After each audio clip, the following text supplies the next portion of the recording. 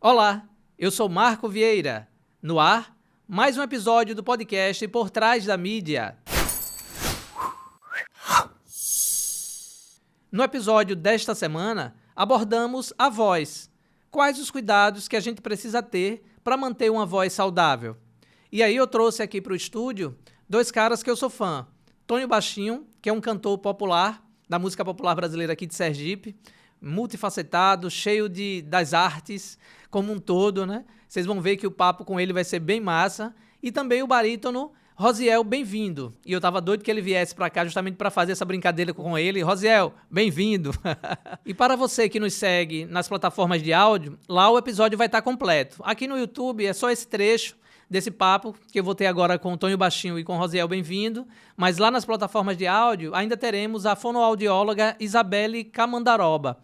Isabelle, né, conseguiu um tempo aí na sua agenda para poder vir bater esse papo com a gente. E lá no Spotify e nas demais plataformas de áudio, a gente vai estar com um episódio completinho lá para que vocês possam curtir, além desse papo que a gente vai fazer hoje aqui no estúdio com o Tonho Baixinho e o Rosiel, bem-vindo, também as dicas preciosas que a nossa fono vai passar, tá bom? Então, muito obrigado por acompanhar a gente aí nesse 1 ano e 3 meses e vamos agora para o nosso papo. Tonho, prazerzão estar com você aqui. Bem-vindo aos nossos estúdios. E Rosiel, bem-vindo. Eu queria começar primeiro por ordem de longevidade e experiência. O Tonho Baixinho, né? Depois passa para mim, porque eu acho que nós três aqui, eu estou no meio aí, né? E depois para Rosiel. Eu queria, Tonho, que você se apresentasse, falasse um pouquinho sobre essa importância da voz em sua vida aí. Eu vivo desde criança, né? Sempre dos folguedos do meu bairro, da Baixa de Buquim. Fui criado dentro dos folguedos. Eu tinha cinema, circo, teatro, música. Eu inventava as coisas e chegou uma certa idade que eu tive necessidade de estudar música. Eu era sambista da Escola de São Império Serrano e de Amauri, e de repente eu entrei no Conservatório de Música. Aí estudei com Leozírio, né? Eu inclusive era barítono. Leozírio. Olha só. Eu estudei com o Leozírio na orquestra dele e eu era barítono. Deixa eu te interromper só um pouquinho pelo seguinte, você falou em Império Serrano, falou em conservatório, né? Essa Império Serrano é do Rio ou é de Sergipe? Não, Império Serrano de Aracaju. Pronto, porque como a gente agora tinha escola de samba, tinha Batuqueiro do Morro, Batuqueiro do Samba, Batuqueiro da Lua. Por que eu lhe interrompi, Tonho? Porque, pessoal, agora a gente tá chique, a gente tá com um canal no YouTube, e como agora a gente ampliou o público, a gente precisa explicar tudo direitinho para que as pessoas entendam, né? Então aqui em Sergipe também... Eu venho dos foguedos do folclore do Guerreiro de Euclides, da Chegante do Valzinho, do Batalhão do Velho Nata. Então, eu fui criado dentro do reduto da Baixa de Buquim, que fica ali na Rua do Pôr da Folha com Rua de Buquim. Chamava Barca de Buquim. Os candomblés, os terreiros de candomblé, as festas tradicionais do samba de coco. Eu fui criado dentro desse reduto. Ou seja, um universo de circulava, sons. E quando eu sinto necessidade, eu era sambista e sinto necessidade de aprender música. 14 anos estudei com Maria Olívia. A Maria Olívia foi a primeira pessoa que me botou para cantar no Clube Trabalhador. Eu cantei até Eu Daria a Minha Vida. Foi a primeira vez eu tremendo, eu aprendi tocando violão, estudei na escola Carlos Gomes. Mas eu sempre gostei de vocal, porque a gente tinha uma turma, a gente tinha o Salmo 3. Era eu, Tonho Lisboa e Marcos. Nós ganhamos o primeiro Festival da Canção do Estado, em 69, com a música cruzada, essa música.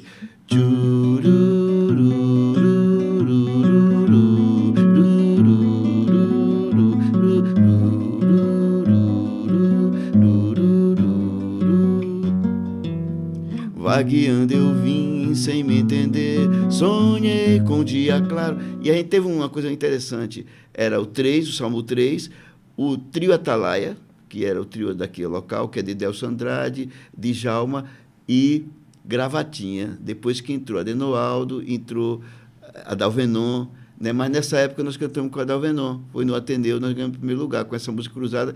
E o 2ND Trio. O 2ND Trio era um grupo de teclado, baixo e bateria. Era o 2ND Trio. Esse trio ficou muito bonito.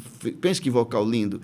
E o Tonho Lisboa, que era um dos vocalistas do Salmo 3, que era eu, Marcos, e Tonho Lisboa, ele era solo, cantava Chumarelútica, a gracia plena. Pensa de música linda. Ô, Rosiel, é Santa Ludia. Aproveitando essa deixa do Tonho, né? Ele falou, né, que era barítono também, né? Você também barítono. Vamos começar dizendo assim, o que é um barítono? Né?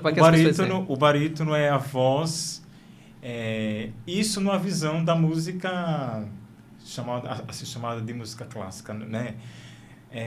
O barítono é a voz intermediária entre o tenor e o baixo. Entendeu? É aquela voz média.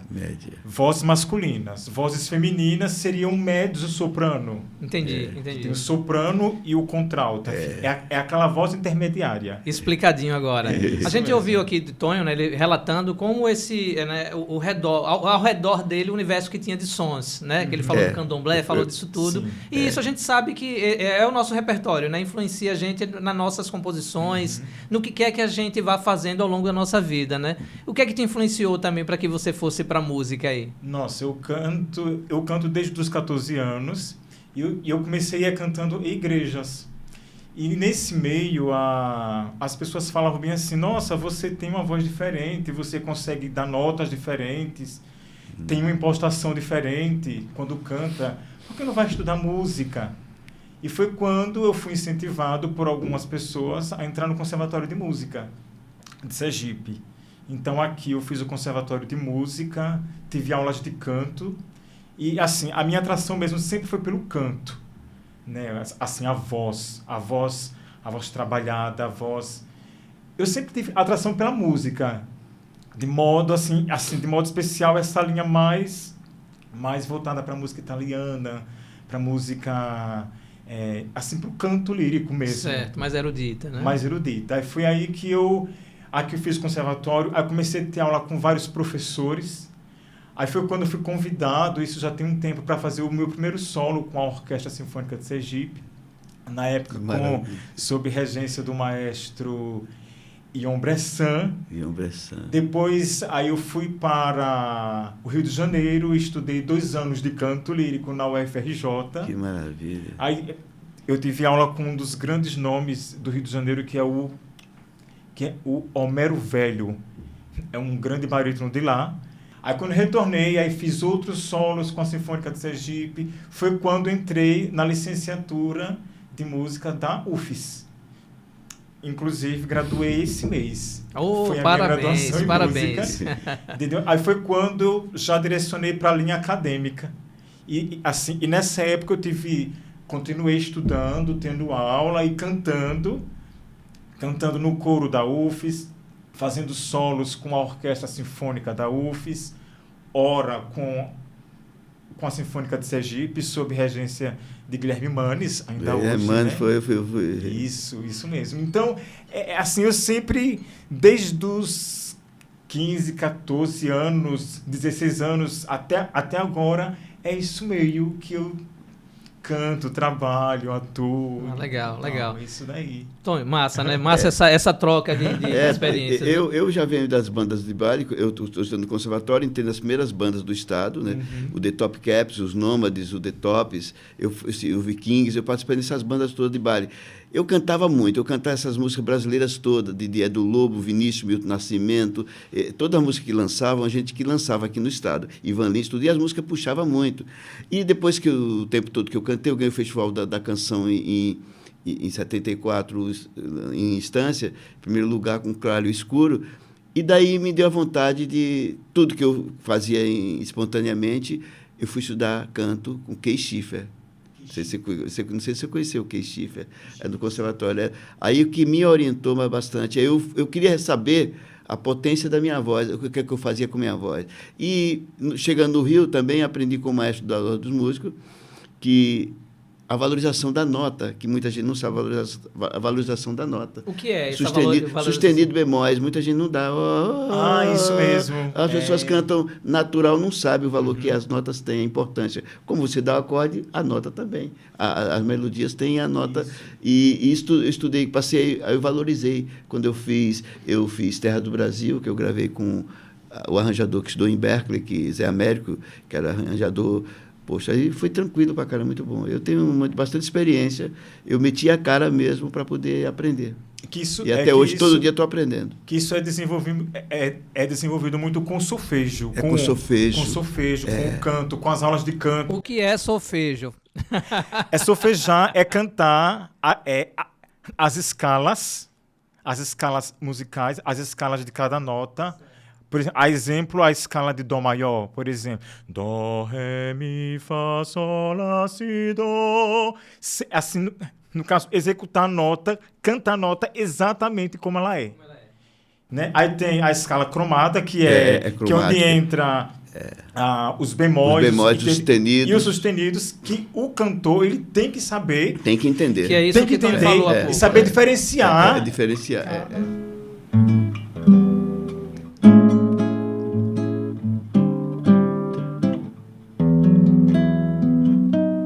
Será que você sorrindo consegue viver mentindo pra enganar? Essa música ganhou o festival, então ela tem essa nuance da linha melódica. Eu puxo, às vezes, e o pessoal não entendia.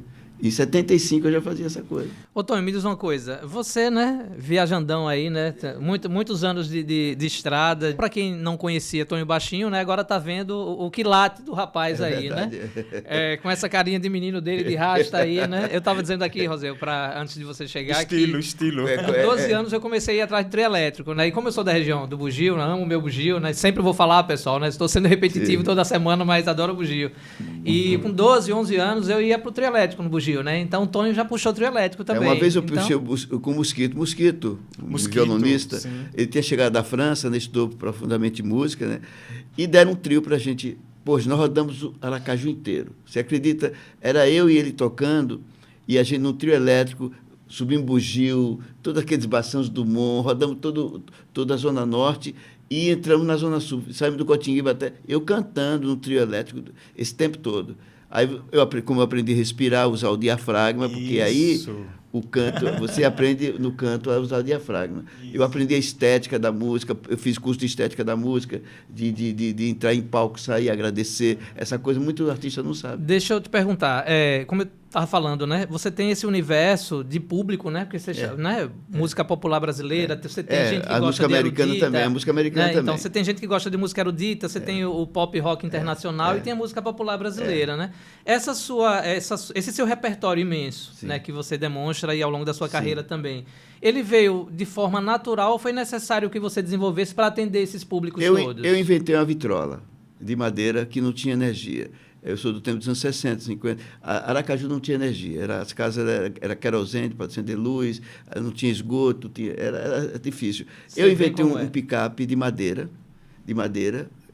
e eu comprava de 78 rotações no mercado. Eu colecionava de 78. E aí eu tinha os grandes cantores, Lenny Everson, eu escutava Louis Armstrong, eu via os grandes cantores da música americana, tudo. Aí eu tinha aqueles de 78, eu passava horas até o dia amanhecer rodando com o dedo, o disco eu não era elétrico, e eu pegava um cone, botava uma agulha de costurar com uma cortiça e ficava tocando aquela vitrola, amanhecia o dia ouvindo. Então, eu tinha minha cabeça ficar dia e noite ouvindo música. Então, meu dedo ficava... Eu tinha coleção de discos, eu colecionava discos. Chegou a fase do jazz, eu vi tudo que é de jazz, você pensar, Thelonious Monk, Dave Brubeck, Miley Davis, né? Eu via todas essas coisas. Ou seja, é um artista, né? Eu catalogava, Nato, né? Ó, Zé, eu né, fazendo o apanhado aqui para nosso bate-papo, eu descobri que Tonho, ele queria ir para o futebol, mas a música foi quem pegou de cheio, né? Que bom. Ainda bem, né? Quando criança a gente tinha a influência da seleção brasileira de Pelé, todos os guris queriam jogar bola. E a gente tinha um time flamenguinho, tinha o Fluminense que eu jogava na escola, no Tobias Barreto, e a gente era um time de futebol de salão muito bom. E eu tinha um sonho de ser jogador e tal, mas a música ela batia mais forte, porque a música sempre bateu muito forte na minha cabeça. Em todos os momentos que eu ia para qualquer lugar, a música tocava na minha cabeça. E eu tinha um programa de rádio que eu inventava na cabeça, que eu lançava vários LPs. Se eu fosse para um banheiro, se eu fosse dar um recado em algum lugar, eu criava música e fazia música, ia para o banheiro ficar criando música, ficava a hora dentro do banheiro. Ei, Robson, sai daí, que me chamava de Robson, não era Tonho Baixinho. Na escola sempre fui chamado de Robson. Aí ficou essa polêmica de Tonho Baixinho. O Tonho Baixinho surgiu em 76, quando nós montamos o primeiro trabalho autoral de composição local, Exposição de Motivos, juntamente com o irmão. Quando eu fiz parceria com o irmão, dupla, aí fizemos a dupla. Irmão então Baixinho, eles faziam os vocais sofisticados. Quando o Gilberto Gil conheceu a gente, Gilberto Gil se encantou. Não Não chores nunca mais, meu bem, pra me ver. Não chores nunca mais. E ficou conhecido com essa música da gente, sabe? Eu quero ter você, meu bem, todos os dias no meu coração, dos meus amigos, do meu violão, que a nossa vida... Aí ele ficou encantado com as composições da gente, que era meio troncha, nós quebramos a regra da escala normal que das músicas, nós começamos a criar. Tanto que irmão disse, olha, nós somos inventores de música, sabe? Disse, não somos compositores. Importantíssimo isso. Nós inventamos uma porção de coisas. Né? Aí fizemos o primeiro show, Exposição Motivo, que é dentro do agora, penso em ver surgir o tempo em memória, a bela vida assim. Logo então eu sinto a vez do que chegar, ou melhor dizendo, razão para amar. Lindo, né? Rosiel, que bom, que honra, viu? Que honra fazer. Você vê que eu tô tão empolgado que eu tô aqui, ó, microfone, câmera 1, câmera 2, pegando, doido para fazer tudo ao mesmo tempo. Mas deixa eu focar aqui na apresentação e no papo com os meus amigos aqui. Rosiel, a gente viu, né, que eu fiz a pergunta há pouco sobre essa questão desse repertório, né, como influencia e tudo mais. E você já falou há pouco que sempre foi esse gosto mesmo da música e tudo mais, né? A arte em si, ela faz parte de todo artista, né? Seja, mesmo que você escolha a fotografia, a música ou a pintura, mas você bebe de muitas fontes para você ir desenvolvendo o seu melhor, né? Desse universo todo aí, quem mais te influenciou, assim, para você, assim, é isso mesmo que eu quero aqui e vou seguir por aqui? Eu acho que é uma coisa muito interna, entendeu? Porque, normalmente, a gente vê assim, casos de filhos que seguem os caminhos dos pais. Por exemplo, o pai toca violão, aí ensina o filho. A mãe é cantora, aí ensina o filho. O pai toca um instrumento tal e os filhos aprendem. Na minha família não tem ninguém músico. Entendeu? Assim, ninguém toca nada, ninguém mal dança, mal canta. Era o meu caso, porque eu fui criar com minha avó e meu avô, eu não tinha ninguém, só era eu sozinho, eu criava tudo. E eu, assim, eu simplesmente, eu desenvolvi esse gosto desde cedo. A minha mãe dizia que, no interior, quando eu nasci, eu quando tinha 5, 6 anos de idade, todos os dias o meu avô ouvia a Voz do Brasil, que era às 18 horas. Ouvi muito. Então, antes da Voz do Brasil, tinha uma Ave Maria cantada. Isso tem muitos anos, eu era criança. Então, diz minha mãe que todos os dias eu ficava, assim, quando entardecia, eu dizia assim, mãe, liga o rádio, um rádio a pilha, porque eu queria ouvir a voz, aquela voz do tenor. Que eu não sabia quem era, eu criança. Aí eu dizia à minha mãe que eu ficava imitando durante o dia, brincando com aquilo. E assim eu fui, com 10 anos, aí foi quando desenvolvi mais esse gosto. Eu comecei a ouvir muito CD, no caso, gravações, disco de cantores líricos, e aí pronto. Eu acho que é uma coisa muito interna, entendeu? Assim, é um processo que... É um processo que não tem muita explicação. É uma coisa que a música, a arte, ela vem de dentro. É o não talento, é uma coisa, né? Isso. É o talento, né? Eu acredito que o canto, de modo especial o canto, eu acho que todo mundo pode aprender um instrumento, pode aprender a cantar. Mas existem aqueles casos que vêm da natureza. Vem da natureza. Principalmente no que se refere à voz, entendeu? A pessoa pode até aprender a cantar, mas tem pessoas que cantam que você olha e fala, não, aquilo vem dela. Vem de dentro. Não é uma coisa que ela aprendeu, que ficou meio superficial. Interessante que você falando, né? Entendeu? Eu vejo por esse lado. Eu lembrei que, para vocês que não pegaram a Voz do Brasil, pessoal, vocês que têm 20 aí, 15 anos, a gente que já passou dos 40, pelo menos do lado de cá, né, também, pegamos muito, né? E eu sempre relato... O meu avô tinha um rádio de 8 faixas. E eu pegava rádios de ondas curtas, eu via BBC de Londres, Índia, Japão, tudo eu procurava. Depois descubro que Jimi Hendrix tem essa mania de ouvir ondas curtas. E eu sempre tive mania de ouvir ondas. Eu ficava horas procurando Vasco. Hoje em dia, com a internet, é um poder. Eu escuto as músicas que eu quero ouvir agora. Então, Tonho, quando eu era guri, eu morei num sítio e tal, na época da região do Bugio. Eu estava construindo o Bugio ainda quando eu tinha 5 anos, 4 anos. Então a gente morou num sítio e não tinha energia elétrica nesse sítio. Então era o radinho de pilhas que era a fonte de informação nossa, principal. E aí tinha esses 2 momentos que você falou que também eram importantes para mim, né? Não me influenciou para o lado da música erudita, né? Mas realmente impactava porque, assim, meu pai, né, todo brasileiro nasce católico, né? Então meu pai, você tinha aquela cerimônia que vem primeiro a Ave Maria, aí ninguém toca na comida, tá a comida colocada na mesa às 18 horas, aí vem a Ave Maria com né, aquela voz tal sonora, e às 19 horas para tudo que é a hora da informação, a Voz do Brasil, que era às 19, né, na horas. Então era bem interessante, mas por favor, pode Aí depois eu descobri que o cantor era Mário Lanza, um tenor, Mário Lanza. É um tenor italiano famoso da época e era ele quem cantava. Então eu ouvia muito Mário Lanza. O que é que eles fazem para poder cuidar da voz? São 8 ressonadores que nós temos, né? Então você tem que saber aplicar com o exercício do diafragma, que a Kay falou que era 10 anos exercitando para poder deslocar total o diafragma, para a gente poder dar as notas, porque muita gente canta e não sabe aonde é que a voz vai. Às vezes você faz cabeça, garganta, são 8 ressonadores. É chamada voz de cabeça, voz de cabeça, peito. De peito, tá vendo? E nós estudamos isso, muita gente não sabe. E em relação aos cuidados Sim. com a saúde, né? O que é que vocês fazem aí para manter essa qualidade vocal ao longo do tempo? Existe muito mito em torno disso, entendeu? Eu particularmente, quando eu vou cantar, eu evito álcool, eu evito gelado demais, quente demais. Eu procuro consumir o máximo de coisas naturais. Tomo muito líquido. Não falar muito, às vezes, é bom também. Isso. Não falar muito. Tomo líquido assim, muita água. Muita no caso, respiração, né? Fazer respiração. Isso. Que Agora, esquenta. Aquilo que falam de chupa aquela balinha, não, é mito isso, não é nada comprovado. Não tem nada de balinha de hortelã, né? Nada disso. Não. Agora sim, eu faço exercício vocal com frequência. Por exemplo, eu, no caso, eu toco um pouco de piano, faço os exercícios, as escalas. Quanto tempo você leva de preparação para uma apresentação, por exemplo, no Teatro Tobias Barreto? Para uma apresentação.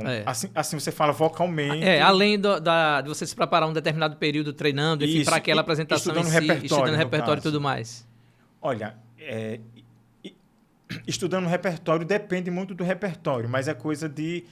Isso, preparando o repertório, é coisa de 3 a 4 meses, mais ou menos. Porque quando o maestro convida para cantar, ele convida para um concerto daqui a 6 meses, a exemplo, ou se não daqui a 1 ano, a depender da peça. Se for uma peça bem complexa, então requer um bom tempo. Aí ele fala, começa a estudar. Aí pega as partituras e eu começo a tirar a parte do canto. Agora, todos os dias eu faço exercício de aquecimento vocal, é a técnica vocal, que é justamente para colocar os ressonadores, o som no local. É porque a música, o canto, ele é muito, muito abstrato.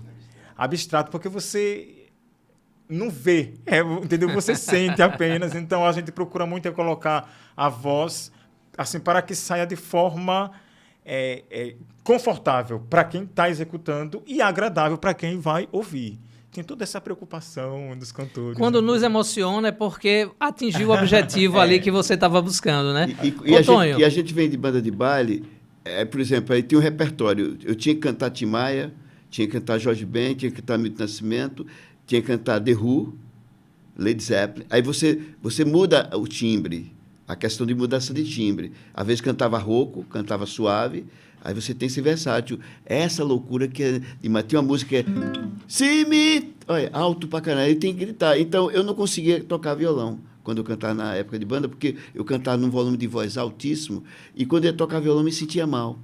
Porque é ruim você prender a voz. Isso é importante que você está falando. Trancar. Porque se você tranca a voz, prejudica a saúde. Porque a voz, ela vai amadurecendo com o tempo. Então... Um conselho que eu dou, assim, né? Não é muito bom quando o cantor jovem ele quer imitar o cantor tal do mesmo jeitinho. Às vezes não dá certo, entendeu? Porque quando força muito, de forma incorreta, sem estudo, sem nada, pode gerar um nódulo, pode gerar uma fenda na prega vocal, um nódulo na prega vocal. E a gente já viu... Isso já pronto. Aí, e a gente já viu esses medalhões aí, depois tendo que fazer acontece. cirurgia, de tanto tá forçando, Acontece. né? Cantava uma música de Rich Heaven que era assim: Freedom! Freedom! Freedom! é isso. Viu que altura é? Aí tem que soltar mesmo, joga o corpo, que mexe no corpo. Então, deixa eu te perguntar uma coisa. Você falou, não, beber de jeito nenhum e tal. Só que a gente vê ultimamente aí, né? Não ultimamente, né?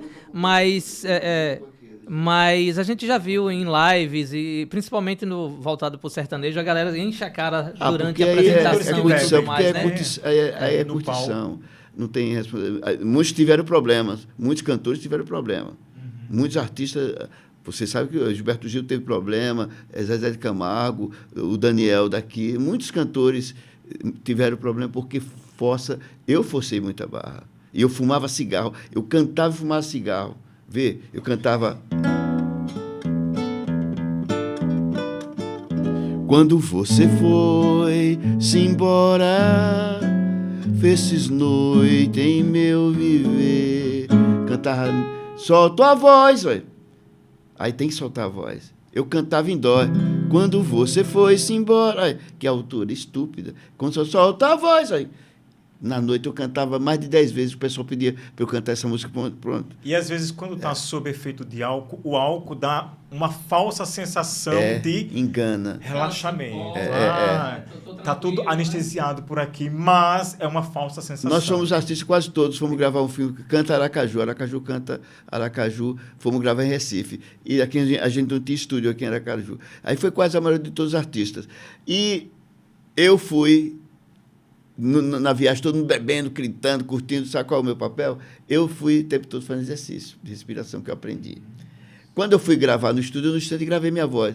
O pessoal que ficou curtindo, esse aí vai dar só bebendo, senão eu vou tomar o uísque que vai ser bom. Chegou para botar a voz no estúdio, a voz estava podre e ruim. Não deu certo. E eu fiz minha voz logo. Eu aprendi uma técnica de tanto cantar. Eu não dou muito trabalho no estúdio, eu boto a voz rapidinho. Deixa eu perguntar uma coisa para vocês dois. Alguém do público já disse, cante aquela música? Mesmo ser assim, do nada, achando que você... Já. Sempre tem. Eu tô cantando a Venda do Tropeiro, tem uma questão... Já te pediram para cantar Nelson Gonçalves, não? Aí vem... Eu pensei, hoje... Ronda da cidade. Como eu sou versátil, sou do tempo dos anos 60, 70, 80, eu passei por essas fases todas, eu sei, mas tem música que não sabem.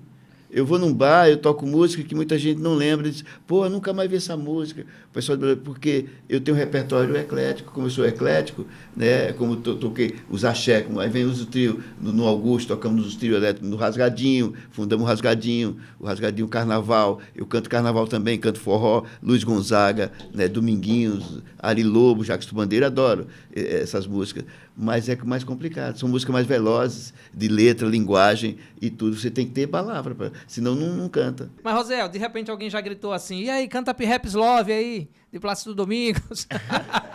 Já o que pede muito de vez em quando é para cantar o Conte Partirô ou Sole Mio, que são temas mais populares.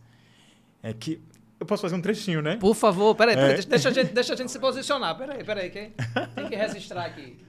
Con te partirò,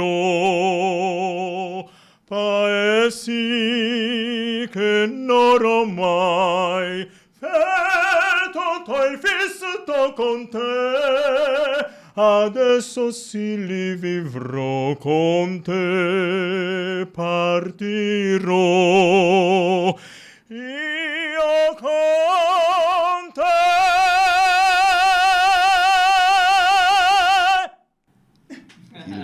Que lindo, que maravilha, hein? É mais lindo.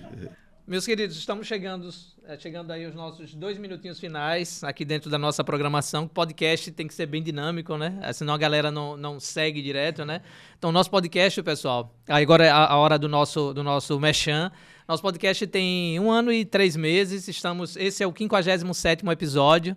A gente aqui já falou sobre igualdade racial, já falamos sobre puerpério, falamos sobre saúde mental, fizemos uma série recentemente sobre segurança pública. E toda essa produção, né? Eu, Tiago Paulino e Dígina Torres, os 3 jornalistas, né, que tocam aqui o podcast Por Trás da Mídia, a gente faz isso de coração, não recebemos patrocínio, mas a gente está com uma campanha de financiamento coletivo, que é aquela campanha que a gente abre aí para o público ajudar a gente. Com R$1 que seja, já ajuda a gente a pagar energia, pagar internet, para a gente continuar produzindo e buscando mais temas interessantes para que vocês possam acompanhar semanalmente aí ao longo desse 1 ano e 3 meses. Então, por favor, faça a sua contribuição, né? Assine o podcast Por Trás da Mídia, tem cotas a partir de R$10 lá no Catarse. Vocês acessam o site do Catarse, que é o www.catarse.me, e lá em buscar projetos, você coloca podcast Por Trás da Mídia. Achou o podcast Por Trás da Mídia, escolhe sua cota e assina. Se assinando uma cota de R$20, no terceiro mês a gente envia para vocês uma caneca personalizada com uma das nossas capas também. Ou você pode fazer aquele Pix. Qualquer valor também, R$1, como eu falei, já serve, que é o 02 691 767 000130. Então, por favor, colabore e ajude a gente a continuar fazendo esse jornalismo dinâmico e com qualidade, tá bom? Merchan feito, agora eu vou passar para vocês dois, voltando aqui para Tonho primeiro. Tonho, por favor, primeiro agradecer novamente, né? Eu quero agradecer também uma honra tê-lo aqui no nosso estúdio. Eu quero agradecer uma pessoa que me deu muita força. O primeiro trabalho construído em Aracaju de composição, quem deu força foi o Paulino. Professor Paulino. Foi, na época, a gente não tinha verba nenhuma de cultura nem nada, e ele arrumou um espaço na universidade. Nós fizemos exposição de motivos, eu e o irmão, em 76. Foi dia 26 de novembro de 1970, o primeiro show autoral local. E daí por diante abrimos a brecha para todos construir seu trabalho, e foi maravilhoso. Quero agradecer também a Lauri de Oliveira, que me deu a chance de gravar o Terras do Brasil com o Zé Américo no Rio de Janeiro, a banda da Elba Ramalho, gravei na Transamérica. Gilberto Gil também deu muita chance em participar no show dele, 2, 3 shows participando, eu com o irmão. Fizemos muito exercício. E eu quero agradecer a todos os amigos que sempre prestigiaram, né? Fernando Montalvão, que é uma pessoa maravilhosa, sabe? Sempre deu muita força. Muitos amigos que prestigiam. Legal. Tonho, e o que é que vem pela frente aí de Tonho Baixinho? O que é que a gente pode esperar? Eu sempre sou versátil, sempre estou criando, sempre estou fazendo trabalho. O que vem pela frente, eu estou batalhando, porque eu sempre recebi... minhas músicas foram executadas na rádio, recebi direito autoral. E com o tempo eu dei uma parada, porque era na época de vinil, depois veio o CD, e agora tem essas plataformas, né, digital. Eu estou entrando agora, o que eu estou caindo agora em campo das plataformas digital. Eu sou da União Brasileira dos Compositores, né, sou produtor organizado pela UBC, e estou recorrendo todas essas minhas... Eu tenho muitas obras espalhadas por aí pelo mundo afora, tem até nos Estados Unidos com Ana Gazola, gravou Go Back to Brasil. Eu tenho muita música espalhada pelo mundo afora e preciso difundir mais. Aí essa luta que eu estou. Né? Legal. E sempre fazendo trabalhos novos. Bom saber que você continua nativa. Sempre estou nativa, graças a Deus. Parabéns. Por favor, nosso barítono aí. É isso aí, Marcos. Eu quero agradecer, né, a oportunidade. Então, agradecer a todos os músicos, a todos os artistas, porque na arte não tem essa diferença, entendeu? De aquele cantor assim, aquele assado, aquele popular. Não, tudo é música, tudo é arte. Tudo tem a sua importância nesse meio, entendeu? Então, eu quero agradecer a todos que passaram em minha vida, os maestros, os cantores, né? E agradecer a todos os que me incentivam, os que me incentivaram, me incentivam, porque a gente sabe que nessa fase de pandemia, uma classe que sofreu muito foi a classe artística. Isso. De músicos, de atores, e principalmente a gente sabe que no Nordeste não é tão fácil assim, a gente sabe disso, é uma realidade. E o acalento que deu para o nosso coração veio justamente dos artistas, mesmo passando por todas essas dificuldades, né? Justamente, então a gente espera que cada vez mais vá melhorando a situação, tanto de eventos, como de shows, como de concertos, né? E que as pessoas comecem aos poucos, né, com toda a proteção e tal, e prestigiando mais, né, a nossa cultura, os nossos artistas, e que isso é muito importante. Legal, muito obrigado também pela sua presença. Pessoal, chegamos ao final do nosso episódio, né, nosso episódio 57. falando sobre a voz, né? E aqui vocês viram aí que foi música, arte, falamos sobre um pouquinho de tudo, né? Focando na voz, mas acabamos ampliando, né, para a arte e para a vida, como tem que ser. Então agradeço a vocês mais uma vez por estar com a gente. Agora a gente está com um canal no YouTube, né? Então que você ainda que não se inscreveu, se inscreve aí no podcast Por Trás da Mídia, no YouTube. Ativa o sininho para ver as notificações. Toda semana um episódio novo do podcast para vocês. No YouTube a gente não coloca o episódio na íntegra, tá? No episódio na íntegra vocês só vão encontrar nas plataformas de áudio, como o Spotify, por exemplo. Lá vai ter a fono, né? Então que vai falar um pouquinho também sobre as técnicas, né? Sobre o dia a dia dela também, desse profissional tão importante para esse universo da voz. Aqui no YouTube, vocês ficam só com esse bate-papo que foi bastante descontraído. Fica aquela gratidão, primeiro, né, de vocês que já nos acompanham aí ao longo de 1 ano e 3 meses. E mais uma vez aquele pedido importante, né? Participe da nossa campanha de financiamento coletivo. A gente espera você na próxima semana. Tchau, tchau.